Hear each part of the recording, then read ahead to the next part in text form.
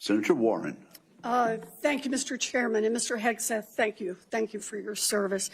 So if you're confirmed as Secretary of Defense, you will oversee our military, including about 250,000 women who currently serve on active duty in the Army, the Navy, the Air Force, the Space Forces, and the Marines.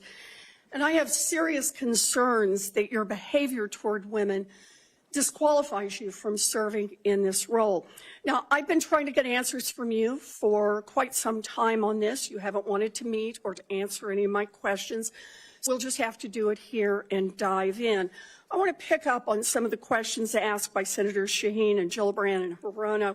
And I just want to make sure we have a list of some of the facts that I think are undisputed.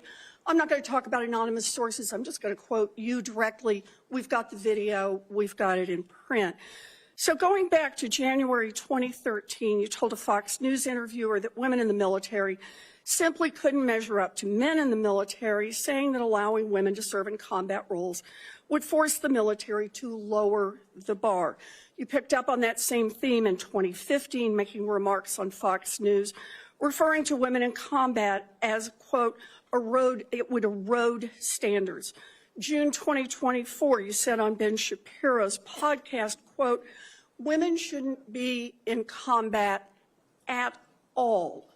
And then, of course, we've talked about it in 2024. You published a book, and you say on page 26 of your book, we need moms, but not in the military, especially in combat units. Page 48 of your book, you claim that women should not be in combat roles because men are distracted by women. And then 10 weeks ago, you appeared on the Sean Ryan show and said, I'm straight up just saying we should not have women in combat roles. Now, I presume you recall making all these statements? Senator, I'm not familiar with the article you're pointing to in 2013, but it underscores my argument completely, because in that 2013 argument, I was talking about standards. No, standards are what it's always been about, Senator. Let's not have this same fight again. Always been about Senate I've quoted standards. you directly. We've got the video. We're happy to show it. But I want to be clear here. For 12 years, you were quite open about your views, and your views were consistently the same. Women are inferior soldiers, sailors, Marines, airmen, and guardians. And in case anyone missed the point, and these are your words from 10 weeks ago, women absolutely straight up should not be permitted to serve in combat. And I notice on each of these quotes, those are said without qualification. It's not by how much you can lift or how fast you can run. They don't belong in combat, period, or your words, straight up. And then on November 9th, 2024, just 32 days after your last public comment saying that women absolutely should not be in combat, you declared that, quote, some of our greatest warriors are women, and you support having them serve in combat. Now, that is a very, very big about-face in a very, very short period of time.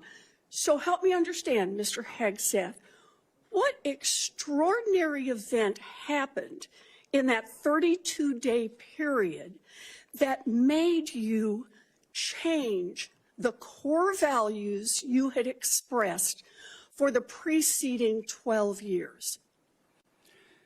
Senator, again, I very much appreciate you bringing up my comments from 2013, because for me, this issue has always been about standards. And unfortunately, because of some of the people that have been in political power for the last 4 years, priorities other than standards, lethality, and meritocracy have driven decision-making. I'm quoting you from the podcast. Women shouldn't be in combat at all. Where is the reference to standards, that they should be there if they can carry, if they can run? I don't see that at all, Mr. Hegseth. What I see is that there's a 32-day period in which you suddenly have another description about your views of women in the military. And I just want to know, what changed in the 32 days that the song you sang is not the song you come in here today to sing? Senator, the concerns I have, and the concerns that many have had, especially in ground combat units, is that in pursuit of certain percentages or quotas, standards have been changed. And that makes the combat more difficult let me make a for everybody suggestion involved. about what happened in that 32 days. You got a nomination from President Trump.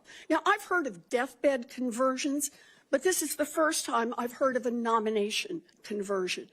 And I hope you understand that many women serving in the military right now might think that if you can convert so rapidly your long-held and aggressively pursued views in just 32 days, that 32 days after you get confirmed, maybe you'll just reverse those views and go back to the old guy who said straight up, women do not belong in combat.